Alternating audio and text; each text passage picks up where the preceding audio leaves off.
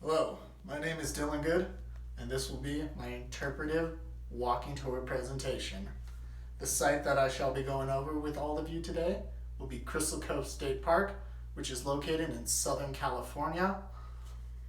The topics of discussion will be Los Trancos Beach and its cottages, and the themes that I shall be going over will be the early residents of Crystal Cove State Park and how they changed the park into what it is today. The topics of discussion will be of James Irvine II and the cottages, Cottage 13 in Hollywood, and finally, the California State Park system. Now I hope you're all ready because we're about to take a journey through time into the history of Crystal Cove State Park.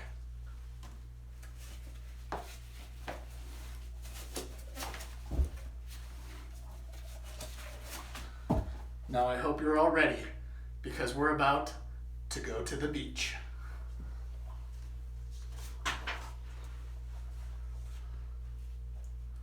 At this first station, I will be discussing James Irvine II and the cottages of Crystal Cove State Park. In 1894, James Irvine II purchased Crystal Cove State Park, which at the time only consisted of Los Trancos, which is about 0.5 miles of beach and 3,000 acres behind Crystal Cove State Park. James Irvine II was the creator and owner of the Irvine Company, which at its peak owned about 1/3 of current day Orange County.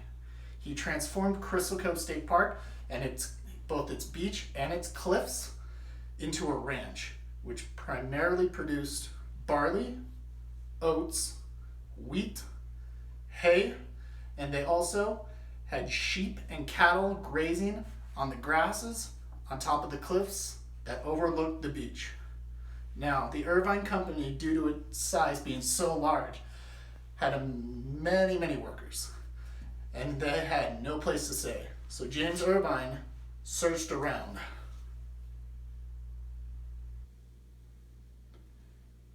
And then finally, he found the perfect spot for his workers to stay. That would be Los Trancos Beach at Crystal Cove State Park. He then built cottages along the cliffside and on the beach for his workers to stay in and live by themselves or with their family. So they stayed there while they worked for him. At this time, only a small amount of people were allowed on the beach or on the cliff sides that overlook Crystal Cove State Park. These were the workers of the Irvine Company, their friends and family, and they were the only ones that were allowed to even touch the beach at Crystal Cove State Park.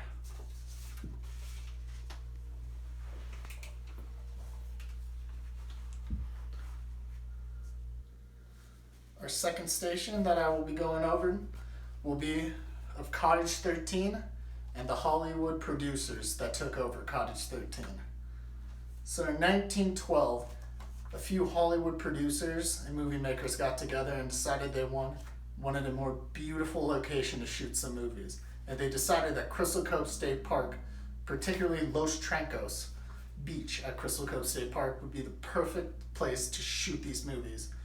They went in and made a deal with James Irvine II to be allowed to use Cottage 13, which is a cottage that is situated right on the beach that overlooks tide pools, the cliffs, and the ocean of Crystal Cove State Park.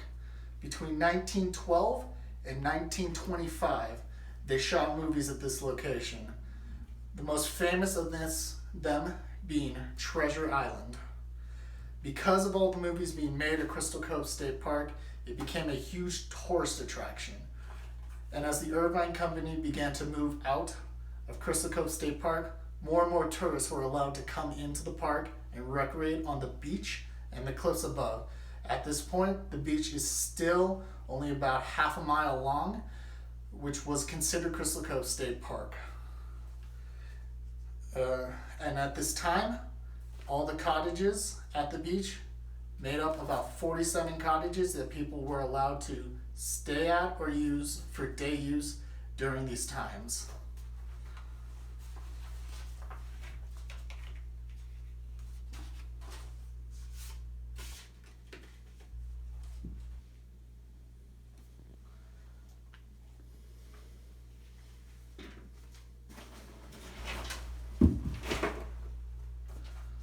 And the third and final station that I will be going over with you today will be of Crystal Cove State Park and the California State Park system. In 1979, California State Parks purchased Crystal Cove State Park, which was just Los Trancos Beach and the cliffs above, from the Irvine Company. They transformed the area into a marine protected area, and they also expanded the beach. The beach, after they took over, became a whopping 3.5 miles of just pure beach. And they also took over about 2,400 acres in the hills behind the beach for backcountry use. As they took over, they developed many of the trails in the backcountry, and they developed trails down to the beach for people to be used. Many activities after California State Parks took over, people were allowed to participate in. In the backcountry, after the trails were developed, you could hike, camp, and even backpack in the backcountry. Camping was allowed, and you could stay overnight. However, the backcountry wasn't the only thing developed at this time. You were also allowed to go in the water and even swim around. However, as all this continued, the main hub of the beach still continued to be Los Trancos and the cottages that surrounded it.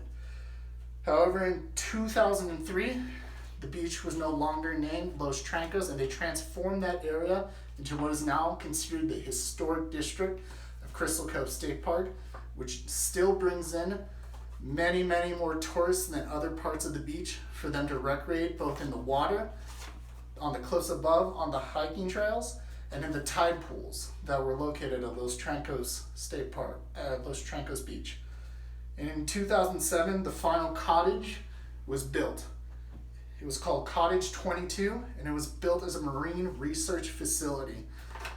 They built this so that they could study all the marine animals, both plants and wildlife in the area, in hopes of preserving them for longer and longer times, so that many people down the line, for generations to come, can come and appreciate the beauty that is Crystal Cove State Park.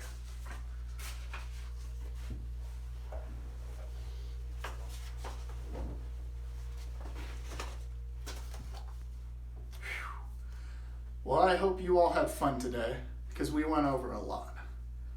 From the early beginnings of Crystal Cove State Park, from James Irvine II and the Irvine Company, from the park only being half a mile long and only accessible to the workers of the Irvine Company, to being transformed into a hub for movies and tourists, to then being taken over by California State Park system to be transformed into the park that it is today. 3.5 miles of coastal magnificence and 2,400 acres of backcountry beauty.